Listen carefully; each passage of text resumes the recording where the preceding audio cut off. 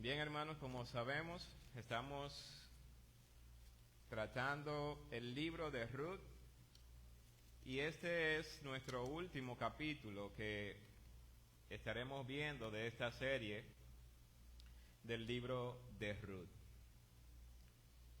En el capítulo 1 nosotros pudimos notar, estuvimos viendo lo que es cómo la familia de Elimelech, que residían en Belén, ante la escasez, el hambre que azotaba la tierra, decide salir de su tierra buscando quizás mejores condiciones de vida para su familia. Elimelech sale y se va a los campos de Moab, donde residiendo en aquel lugar, fallece dejando a su esposa viuda de nombre Noemí. Posteriormente, sus dos hijos, Malón y Kelión, ellos dos toman por mujer unas jóvenes de Moab, con las cuales se casan, y transcurrido un periodo de tiempo aproximadamente de 10 años, mueren los dos hijos de Noemí, dejando entonces a 3 personas ahora viudas.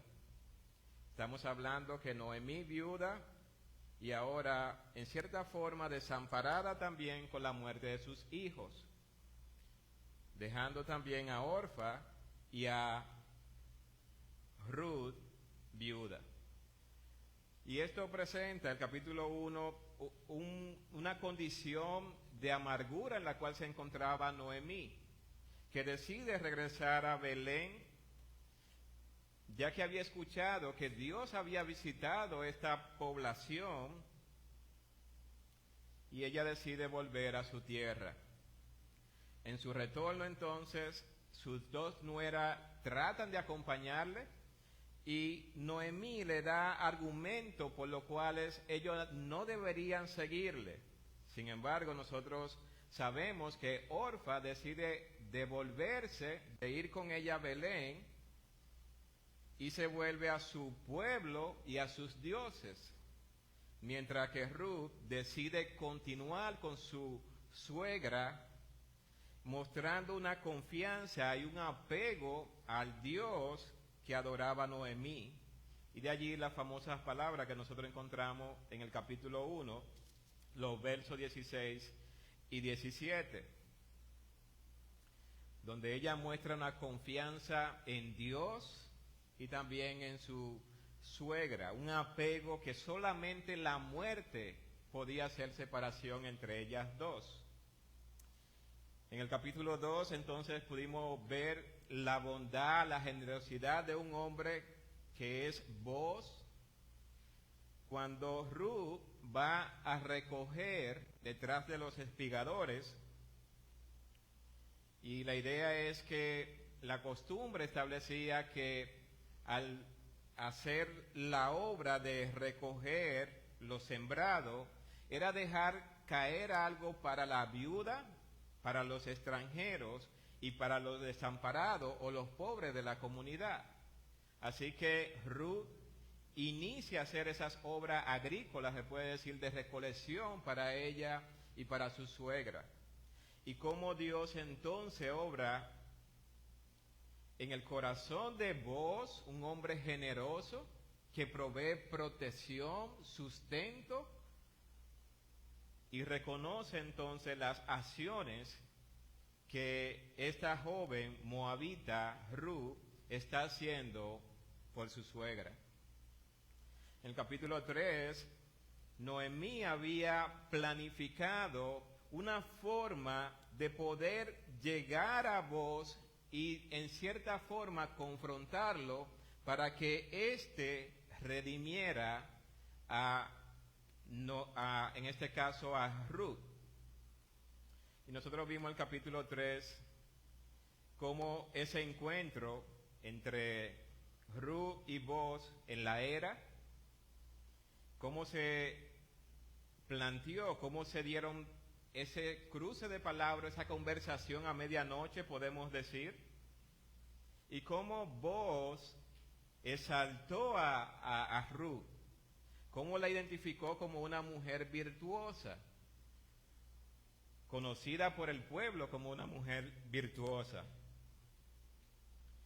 Y aunque Boaz tenía el anhelo de poder redimir a Ruth, nosotros vimos que él le muestra en el versículo 12, dice, y ahora, aunque es cierto que yo soy pariente cercano, con todo eso hay pariente más cercano que yo. De modo que Boaz da su palabra de que él va a hacer todo lo que está a su alcance, con la finalidad de cumplir con aquello que establece la ley, mientras que Ruth se va donde su suegra Noemí, le dice todo lo que había sucedido, y el capítulo 3 concluye diciendo, entonces Noemí dijo, espérate, hija mía, hasta que sepa cómo se resuelve el asunto, porque aquel hombre no descansará hasta que concluya el asunto hoy. Nosotros veíamos que Boaz es un hombre comprometido, es un hombre con un corazón noble, pero es un hombre que es diligente. Y ellas pueden identificar esas cualidades de este hombre. Cuando Noemí le dice a Ruth, espérate, hija mía, hasta que sepa cómo se resuelve este asunto, porque aquel hombre no descansará hasta que concluya el asunto hoy. Muestra entonces un hombre diligente, un hombre comprometido, un hombre que no posterga aquello que es importante y que es oportuno hacer. Es de esa manera entonces, con la encomienda que tiene Boaz de buscar el pariente, mientras que Noemí y Ruth están a la expectativa de lo que va a suceder. El capítulo 4 entonces inicia diciendo, Boaz subió a la puerta y se sentó allí. La puerta de la ciudad era identificada como un lugar donde se llevaban a cabo las negociaciones del pueblo que beneficiaban al pueblo, pero también era el lugar donde eran juzgados los asuntos que tenían que ver con los pobladores de la ciudad, aquellas personas que pertenecían a la ciudad. Era un lugar de juzgar las cosas grandes y pequeñas. Así que Boaz se ubica en este lugar sabiendo que tiene la oportunidad de poder encontrarse con este pariente cercano de Elimelech y de él también. Continúa diciendo el versículo 1, la parte B, y he aquí pasaba aquel pariente de quien Boaz había hablado, y le dijo, fulano, ven acá y siéntate, y él vino y se sentó. La palabra en hebreo para fulano es pelomi almoni. Y esta es una expresión utilizada para no declarar el nombre de la persona a la cual se está haciendo referencia. Algunos estudiosos piensan que Boaz en ese momento llamó a esta persona por su nombre, pero que posteriormente quien estaba haciendo el escrito de este libro omitió de manera intencional el nombre de esta persona. De modo que cuando nosotros escuchamos fulano, la idea es que no se dé a conocer el nombre. No te vayas por ahí con cualquier fulano. La idea es no identificar un nombre en específico, pero hace referencia a una persona con fulano de tal. Y también nosotros tenemos un término, ¿verdad?, que escuchamos de que un don Juan. Nosotros identificamos inmediatamente a qué hace referencia. De esa misma manera, cuando se utiliza entonces, fulano ven acá, está haciendo referencia a una persona que no se va a identificar quién es, pero sí se identifica que es alguien de quien se desea omitir el nombre. Así que Booz llama a este pariente cercano, le pide que se siente con él en aquel lugar a la entrada de las puertas de la ciudad. Él vino y se sentó. El versículo 2 dice: entonces él tomó a 10 varones de los ancianos de la ciudad y dijo: sentaos aquí. Y ellos se sentaron. De modo que Booz está preparando el escenario para las cosas que él va a tratar a continuación. Él busca testigos, hombres con sabiduría, con madurez, capaz de poder hacer una evaluación de los planteamientos que están siendo hechos en una especie de juicio. Así que Booz convoca a estos hombres de la ciudad. Cuando el asunto era trivial o algo ligero, se convocaban a 2 o 3 personas como testigos. Cuando era algo de mayor importancia, pues el número de personas aumentaba. De modo que el buscar 10 varones tiene por propósito mostrar que lo que va a tratar es de mucha importancia para la comunidad, para el pueblo. Y aunque es un tema familiar, se necesita entonces los testigos que juzguen y que aprueben o desaprueben lo que allí se va a tratar. El versículo 3 dice: luego dijo al pariente: Noemí, que ha vuelto del campo de Moab, vende una parte de la tierra que tuvo nuestro hermano Elimelech. Y allí nosotros podemos ver, hermanos, cómo Booz introduce su conversación con este pariente cercano, con este fulano, podemos decir. La manera de hacerlo es una manera sumamente sabia. Lo primero que está presentando, y es algo que todo el pueblo puede identificar en el capítulo 1 al final, cuando Noemí regresó, toda la ciudad, ¿verdad?, se alborotó al ver que Noemí está regresando a Belén. Y las palabras de Noemí fueron: no me llamen Noemí, que es dulzura, llámenme Mara, porque estoy en amargura. Había un revuelo en el pueblo, así que todos en el pueblo conocían que ella había regresado.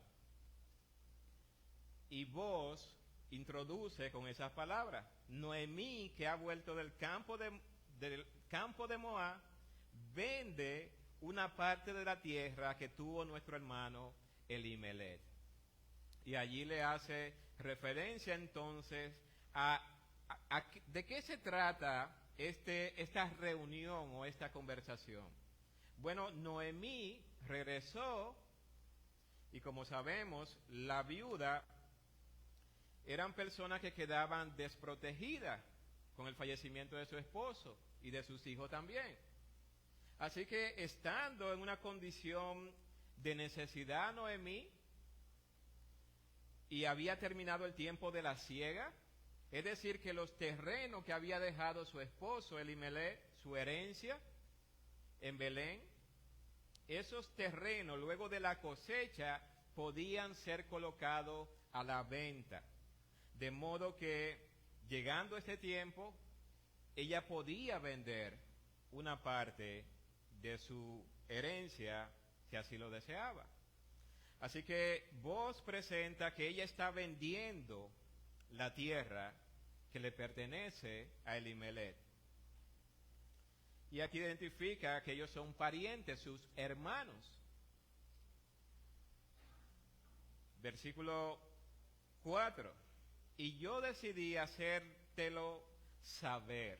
La idea que presenta el texto en el idioma griego es: yo decidí abrirte el oído, es darte a conocer algo que posiblemente tú no sabes que está sucediendo en ese momento. Nosotros podemos ver en la vida de Booz un hombre comprometido, un hombre generoso, pero un hombre que no busca ocultar un negocio que está con la posibilidad de beneficiarlo a él o a otra persona. Él está yendo a la persona correcta, para tratar un asunto que es sumamente delicado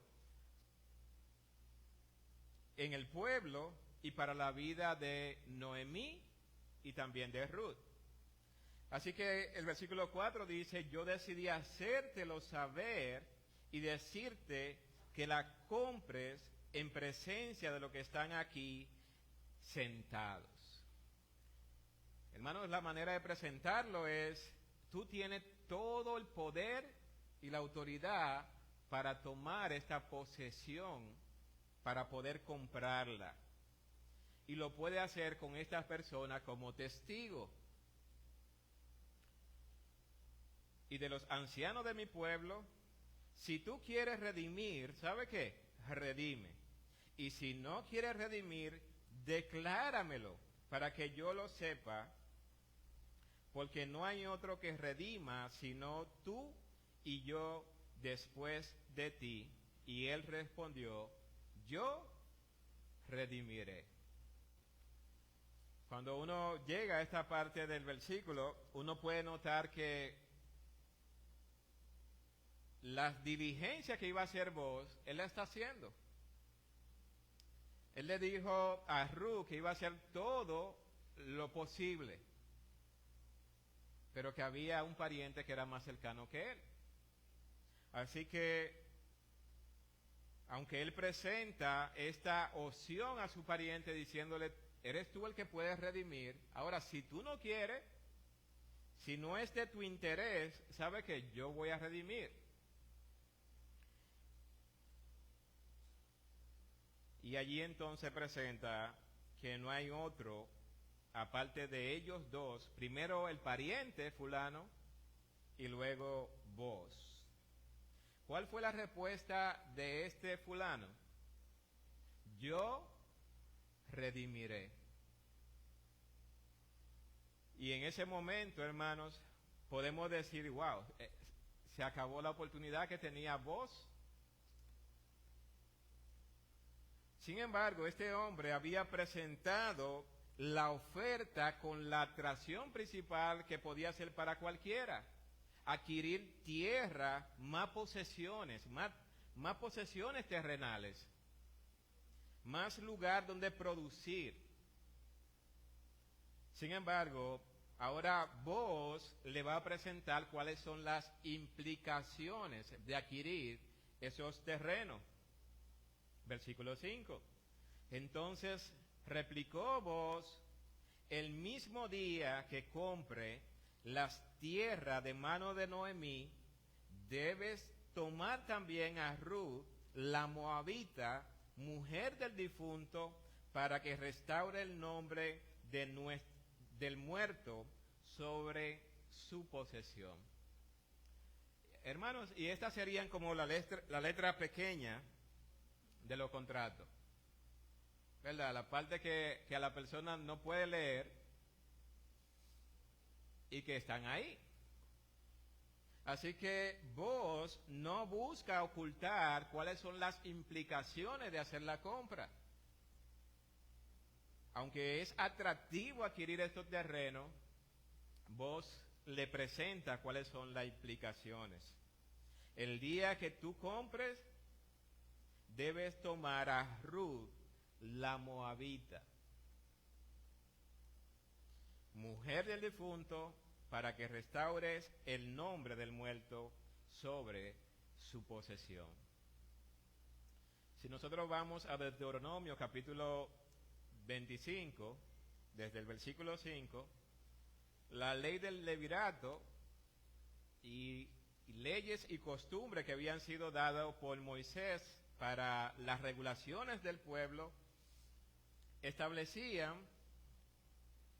capítulo 25 de Deuteronomio, verso 5 dice, cuando hermanos habitaren juntos y muriere algunos de ellos y no tuviere hijo, la mujer del muerto no se casará fuera con hombre extraño. Su cuñado se llegará a ella y la tomará por su mujer.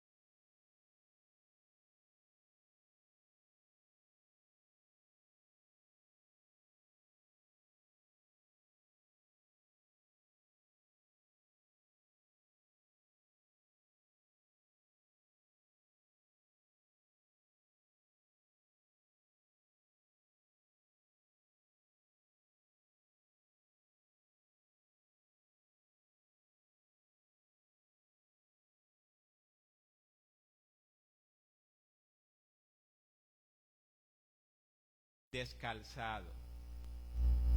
Si ustedes se fijan, las implicaciones de no querer redimir la casa del descalzado.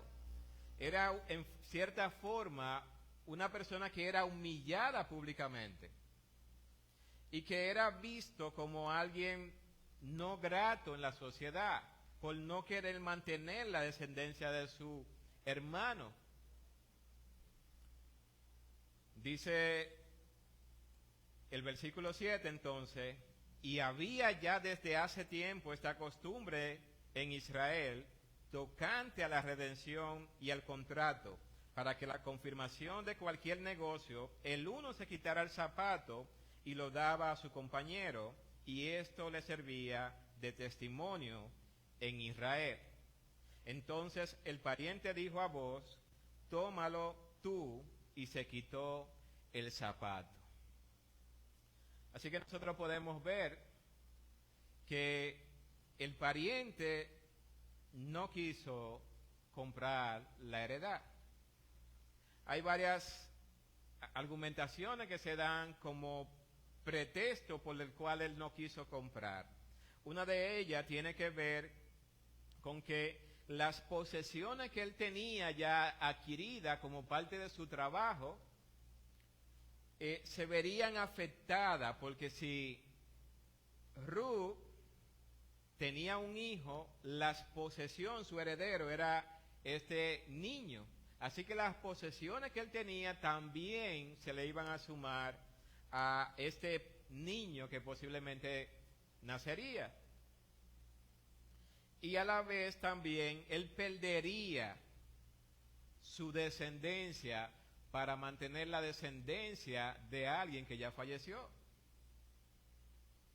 Así que la valoración que hace este hombre, él ve más sabio no redimir que llevar a cabo el acto de redimir y adquirir a Ruth como esposa. Otros argumentos también plantean diferentes opciones los estudiosos de este pasaje. Sin embargo, la realidad es, hermano, que este hombre no quiso redimir cuando escuchó las implicaciones. ¿Cuáles son las implicaciones de este negocio? Cuando él la escucha, entonces él concluye, no es de mi interés. Podemos hacer muchas especulaciones, pero ciertamente este hombre dijo, yo no voy a redimir, redime tú. Y allí entonces el versículo 7 nos habla que esa era una costumbre del pueblo y la confirmación del negocio era llevado a cabo quitando el calzado y dándoselo a su compañero. Y esto le servía de testimonio en Israel. El versículo 8 dice, entonces el pariente dijo a Booz, tómalo tú, y se quitó el zapato. De modo que esta negociación está llegando a su punto final. Este hombre ha cedido la autoridad que tenía de redimir, se la ha cedido a su pariente, que es Booz.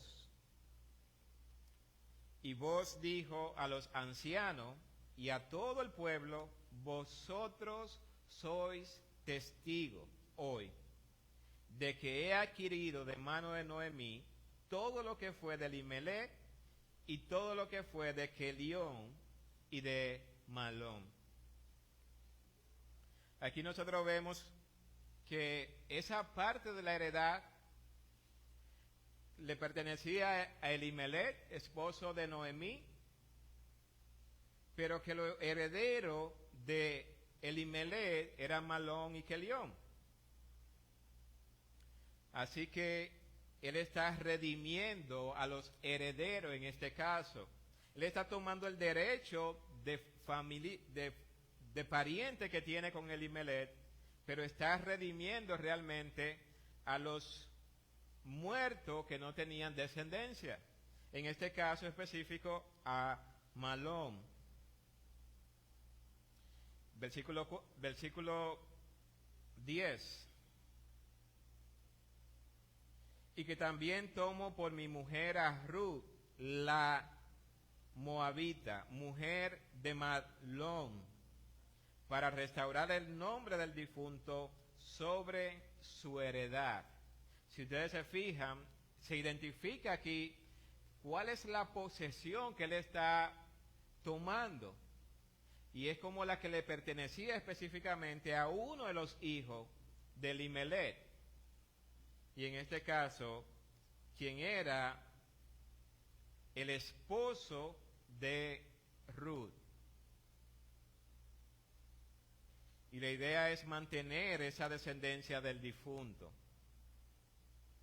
para que el nombre del muerto no se borre de entre sus hermanos, y de la puerta de su lugar vosotros sois testigos hoy.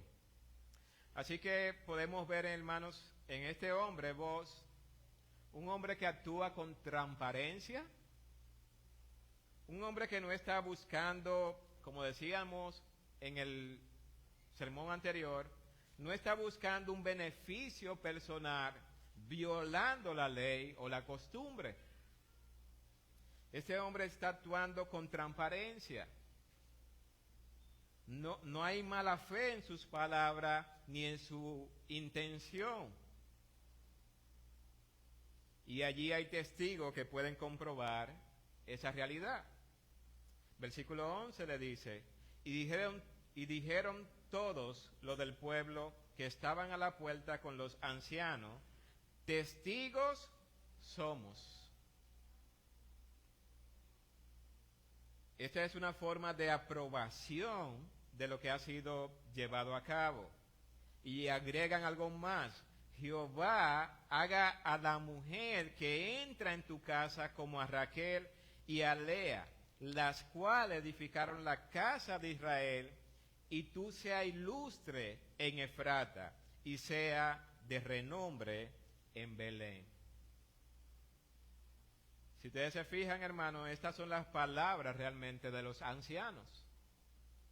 Jehová haga a la mujer que entra a tu casa como a Raquel y a Lea. Y aquí menciona a estas dos personas que conocemos en el libro de Génesis, Raquel y Lea, esposa de Jacob, de Israel, quienes, dice el texto aquí, edificaron la casa de Israel. Es decir, estas mujeres fueron de provecho, de bendición, y a través de estas mujeres llegan lo que son los 12 patriarcas, las 12 tribus que vemos en todo el Antiguo Testamento. Y cuando dice allí, y tú seas ilustre en Efrata, la palabra Efrata, aunque es como identificar dentro de Belén una región en específica, hace referencia a una tierra fértil. Y la idea es que vos sea un hombre sobresaliente, distinguido, se puede decir, en su pueblo, y sea de renombre en Belén. Así que vos es identificado como alguien sobresaliente por su apego a la ley, por su sabiduría con la que ha juzgado las cosas, cómo ha llevado a cabo el caso. Y el versículo 12 dice, y sea tu casa como la casa de Fares, el que Tamar dio a luz a Judá, por la descendencia que de esa joven te dé Jehová. En Génesis capítulo 38, versículos 27 al 30, nosotros encontramos parte de lo que está diciendo el texto. El nacimiento de Fares con Tamar tiene que ver con algo similar. Judá